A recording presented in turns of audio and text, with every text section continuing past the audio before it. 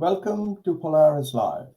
This is your host, Sarwar Kashmiri, welcoming our viewers from around the world to this series of discussions on America and China in the world.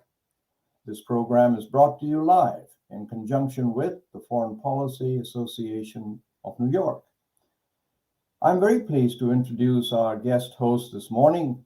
Mark Chandler is an expert in global currencies, market movements, and their impact on geopolitics. He is managing director at Bannockburn Global Forex. So please welcome your host today, Mr. Mark Chandler. Good morning, Mark. How are you today? Good morning. Thank you. Thank you very much for introducing me.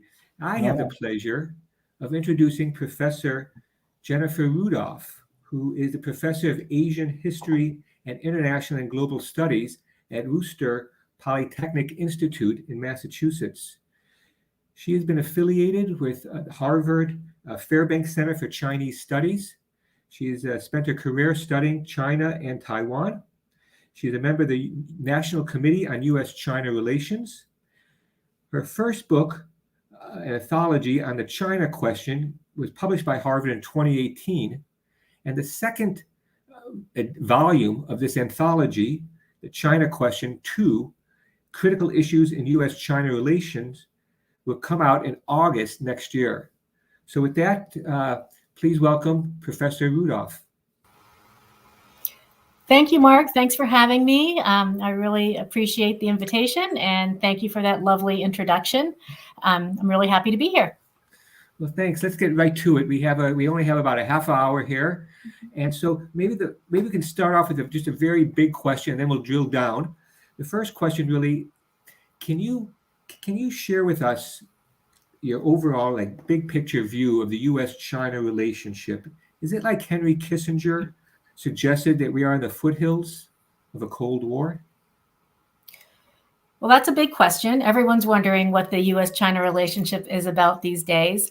And I would say certainly that relationship has entered a new phase, and that China's rise and its assertion of power on the global stage challenges the U.S. position in Asia and increasingly around the globe, especially with its Belt and Road Initiative, which is something that the U.S. ignores at its own peril, I think. That said, I don't think we're necessarily headed into a Cold War akin to the U.S.-USSR rivalry, which pitted two very different systems against each other in an existential battle. China, unlike the USSR, is integrated into the US-led Western economic order with much more extensively than the USSR ever was. And its continued economic health depends on that order to a large degree. That said, we have seen a shift in relations that has surprised China experts. The relations have deteriorated in recent years, and that deterioration extends into virtually all domains, including the ideological one. And yes, some will argue that a new Cold War is beginning, and many will blame that deterioration and that beginning of a Cold War on President Trump. But I would say that deterioration preceded Trump by many years, and that it reflects a trend that has been building, with both sides sharing some responsibility. And I think the big factors in this trend include that there's an altered distribution of power these days. Also, global changes in politics and economics are shifting the world away from a US-led order more towards a bipolar one, or perhaps a multipolar order. And then other trends like technological advances and the rise of populist and anti-globalization movements also have contributed to the tensions between the US and China. And I think, we have to remember that these shifts in balance of power occur periodically. As you get the rise of a new power, the international order has to figure out how to best accommodate that power. Certainly, the US navigated that transition in its own rise through a combination of economic might and the breakdown of the European power networks in the 19th century. And Japan had tried to navigate that transition in the early 20th century with disastrous results when it couldn't find a place in the international order. So I think one of the big questions we have is, can the world and the existing international order accommodate a rising China? China is looking to take a seat among the powers. And will we make room for it? That's, I think, a question. Or will China try to alter the existing system or change it altogether? I think they're more like alter it, so that it's not based solely on Western values.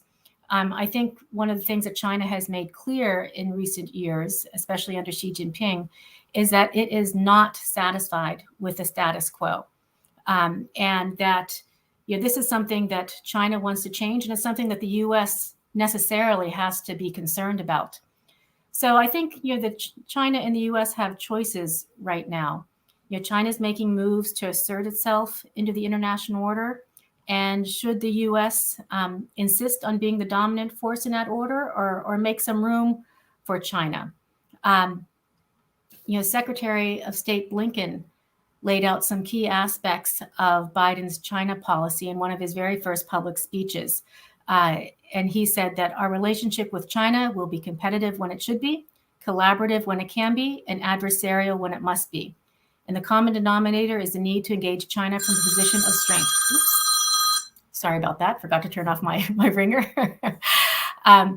And so, some observers, I think, have been surprised that with the Biden presidency, we didn't hit a reset button with the relationship with China and try to move it away from the rhetoric of the Trump years.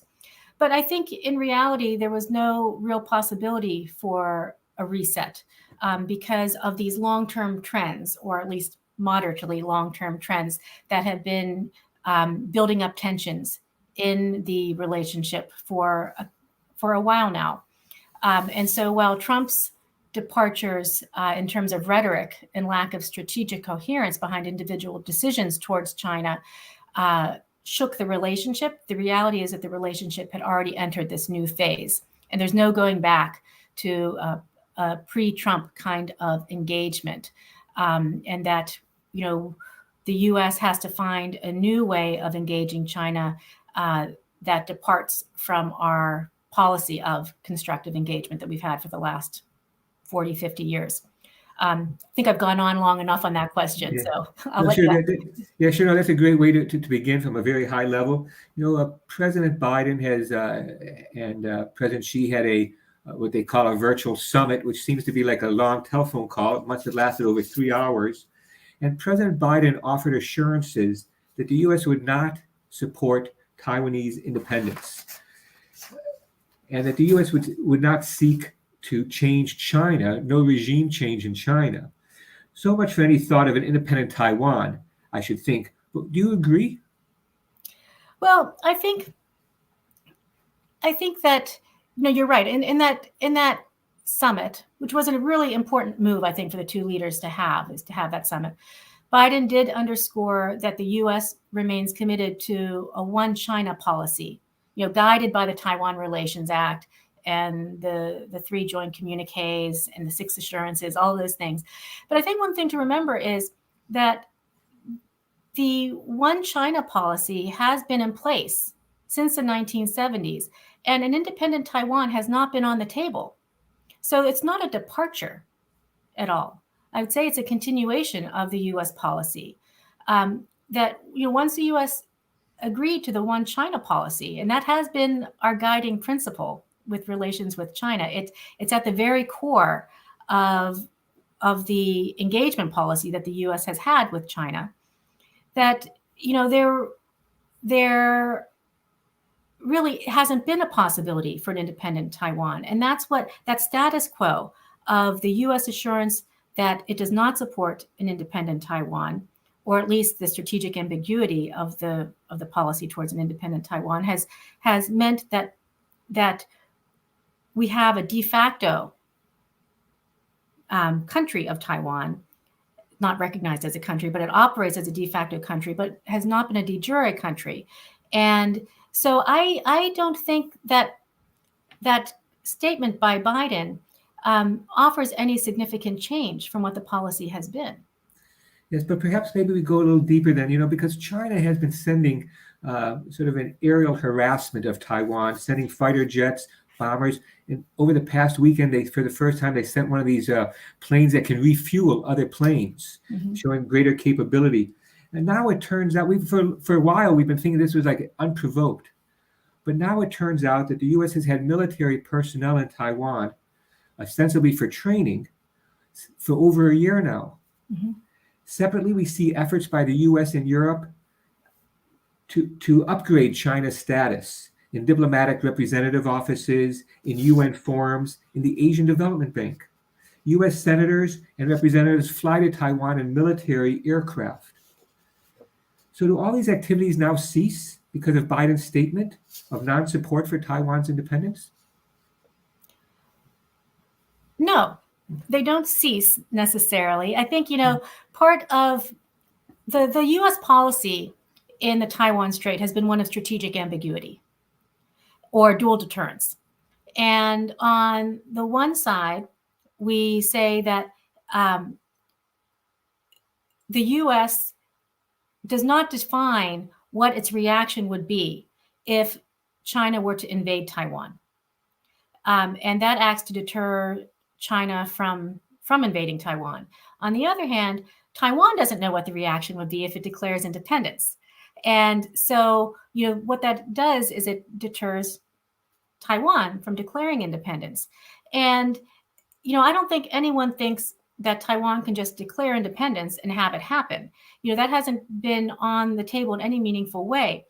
Taiwan is viewed by China as a province. And that's what the OneChina policy means, right? That even though you have the Republic of China on Taiwan and the People's Republic of China on mainland China, that Taiwan is viewed as belonging to China as a province. And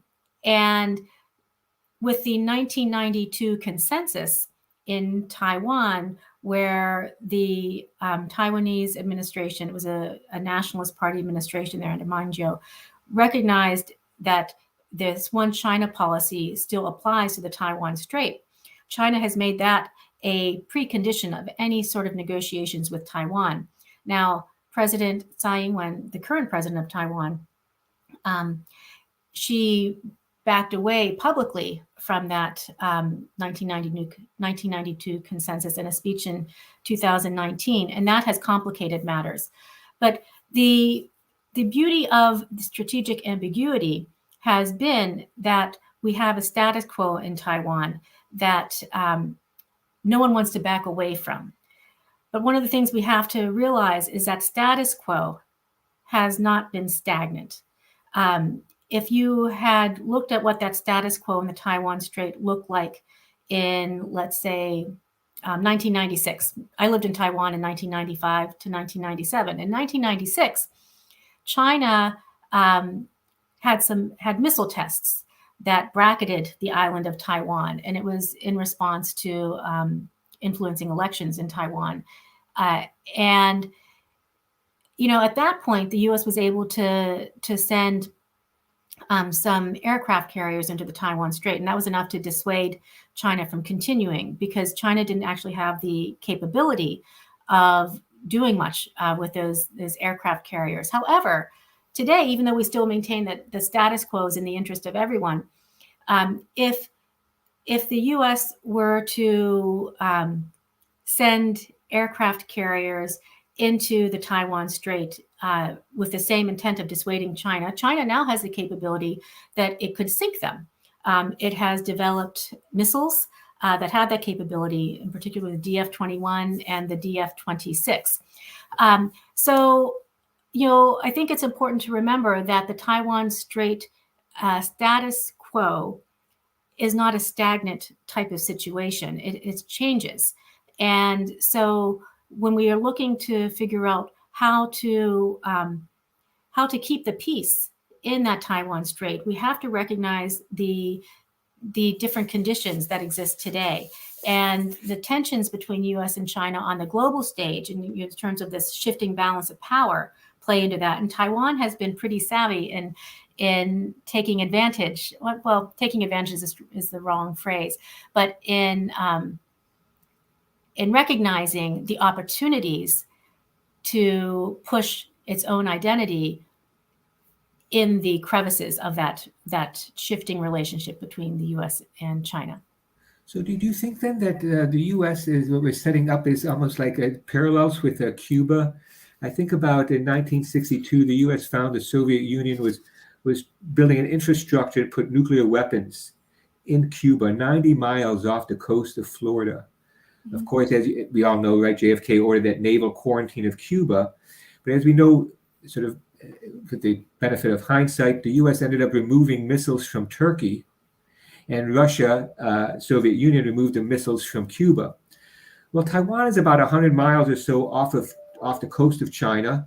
Are there parallels for China, the U.S., and Taiwan from the Cuban Missile Crisis experience? It's an interesting question. In some ways, I guess so, but overall, I would say no, because I think the age when this might have had similarities is exactly what you said. It's the Cold War, right?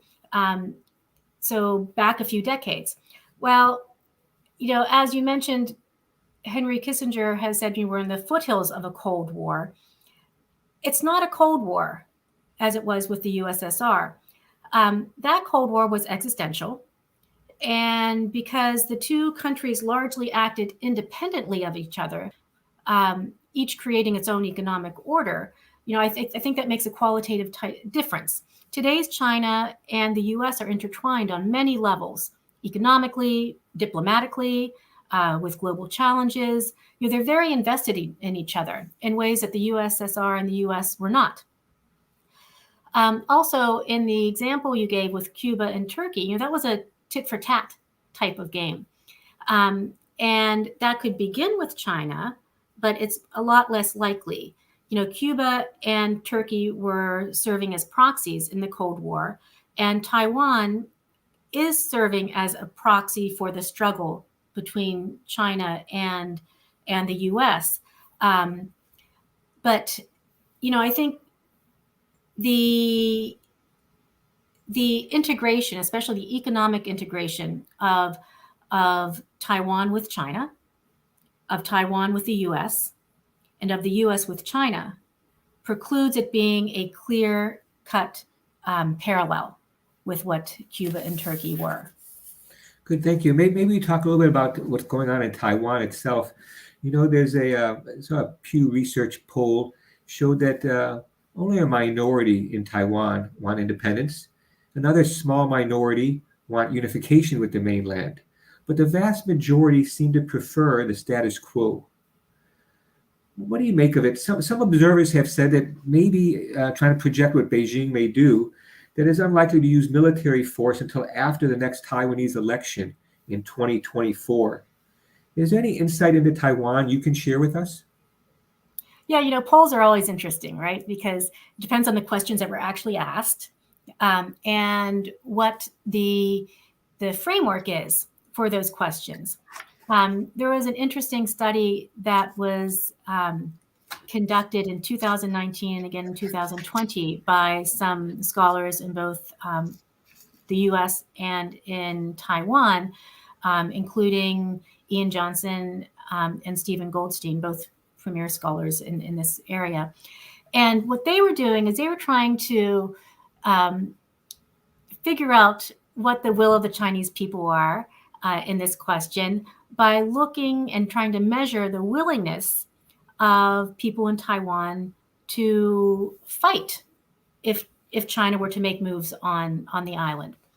And what they did is they showed that Taiwanese attitudes towards independence are impacted very much by what the U.S. response is perceived to be if China were to attack.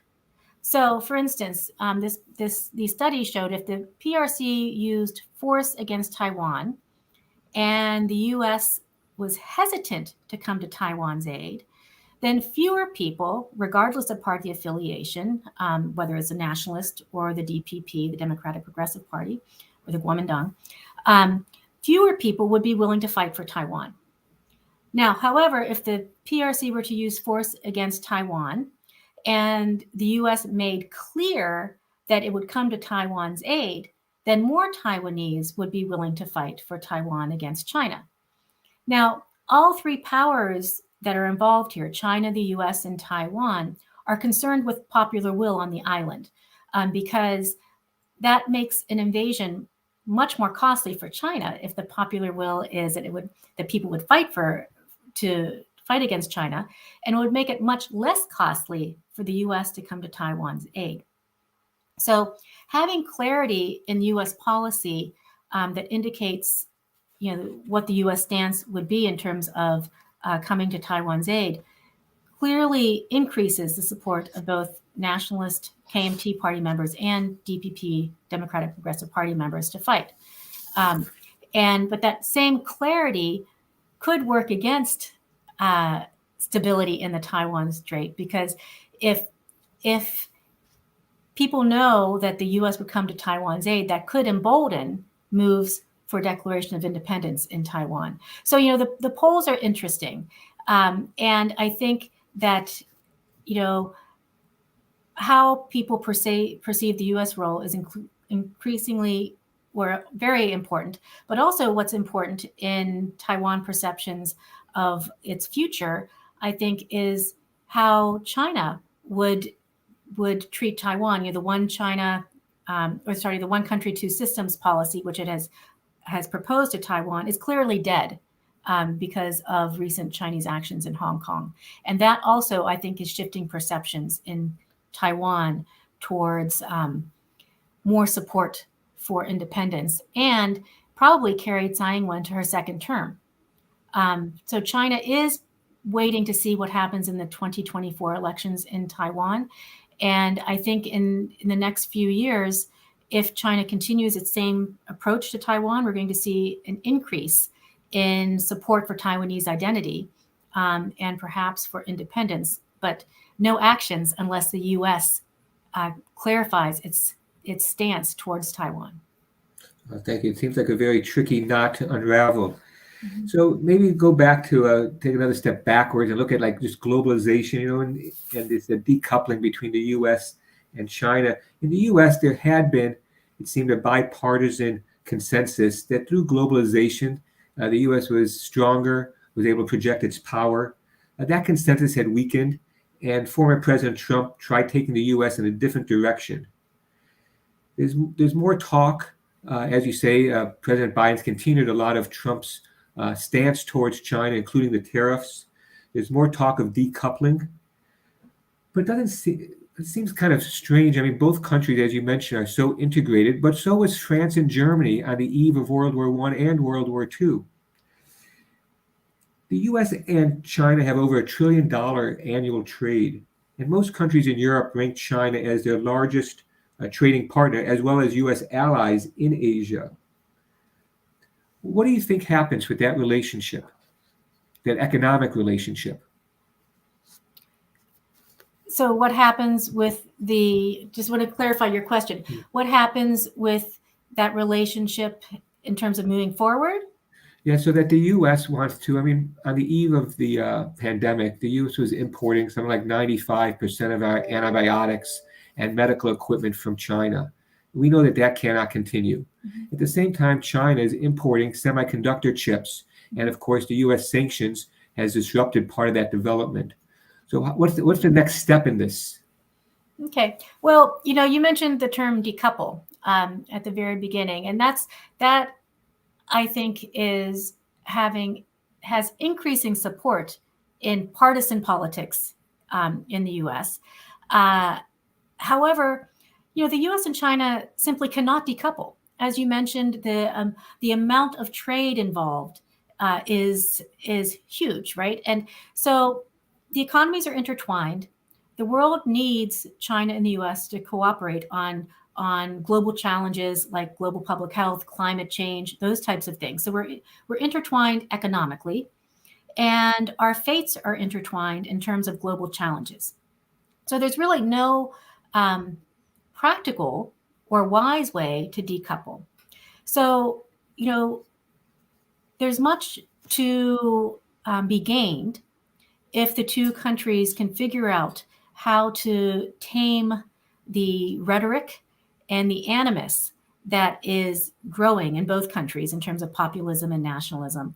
But we have to figure out a way that the countries can proceed and maintain their trade relationships, because the reality is that they share too much history, they share too much of the global stage to decouple, they share too much in terms of the economy.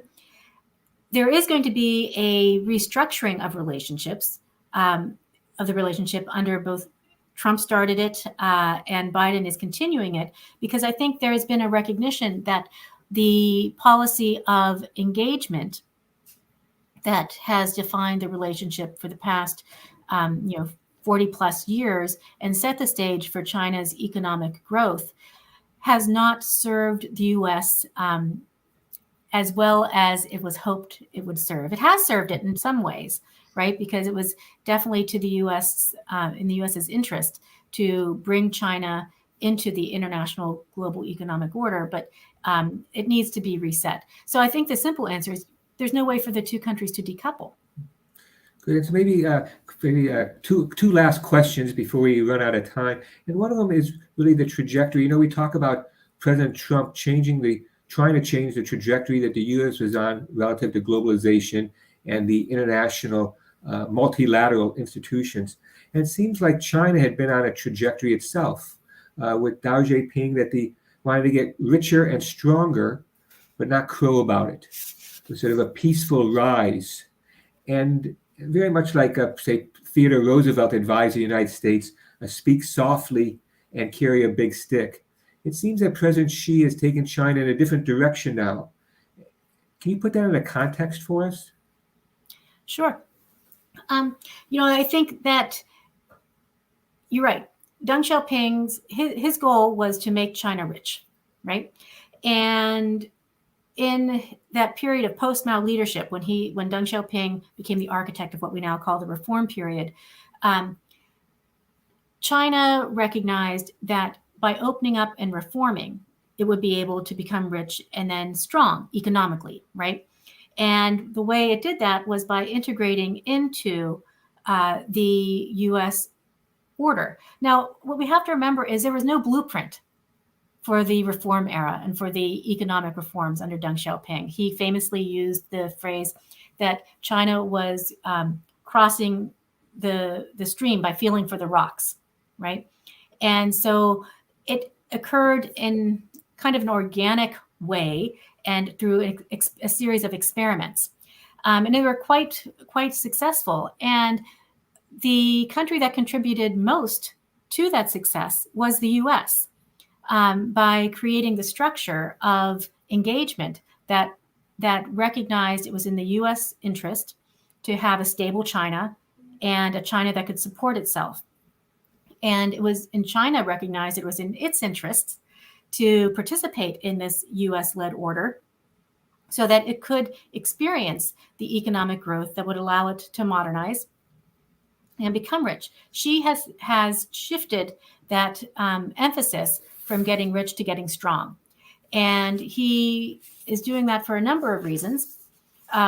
He recognized that he's a big student of what happened to the USSR. And he wants to make sure that doesn't happen in China.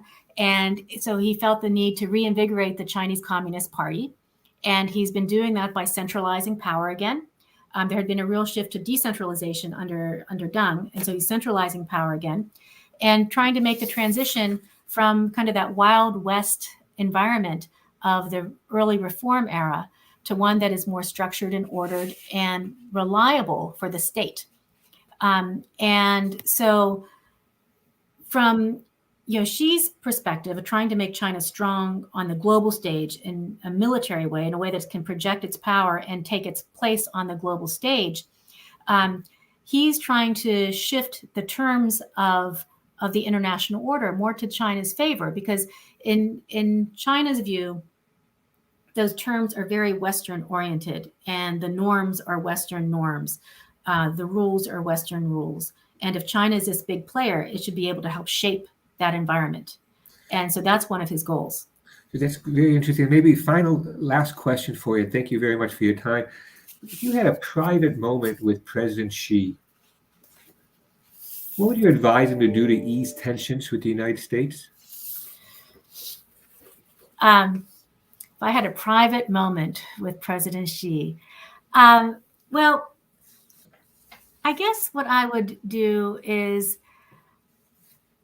and I would give the same advice to President Biden, by the way, is I would advise him to reduce the temperature in the room.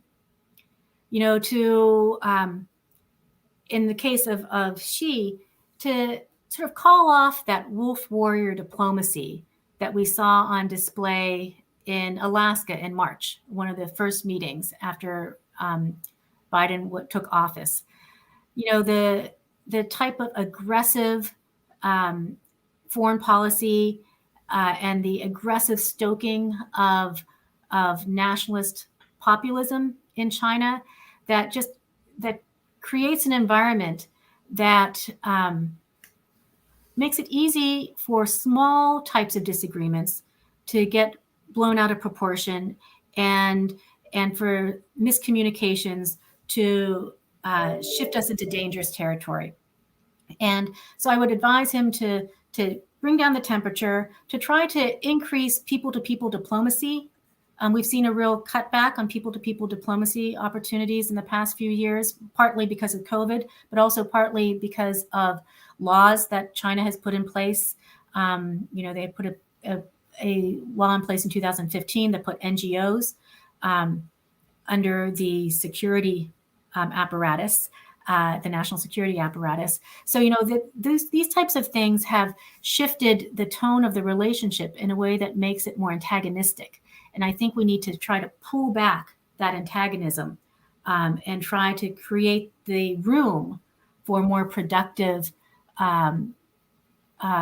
engagement, not engagement of the engagement policy, but sort of a constructive competition type of engagement.